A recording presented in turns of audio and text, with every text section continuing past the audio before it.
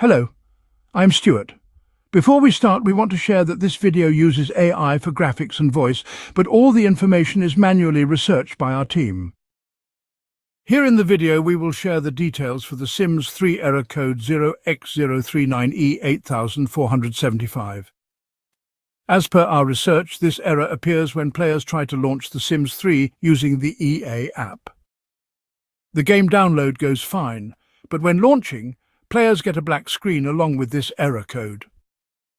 The error may occur because of leftover files during installation, system permission issues, or a glitch in the launching process.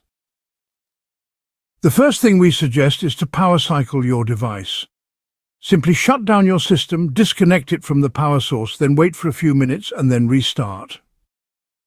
After that, try launching the game and see if the error still appears.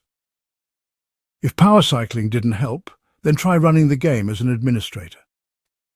To do this, right-click on the game shortcut or .exe file and select Run as Administrator. Then check if the game launches without the error. If the issue is still there, then try uninstalling both The Sims 3 and the EA app. While uninstalling, make sure there are no leftover files remaining in the system. Once everything is removed, reinstall both The Sims 3 and the EA app and check if the error is resolved. Thanks for watching. This is all we have for the error.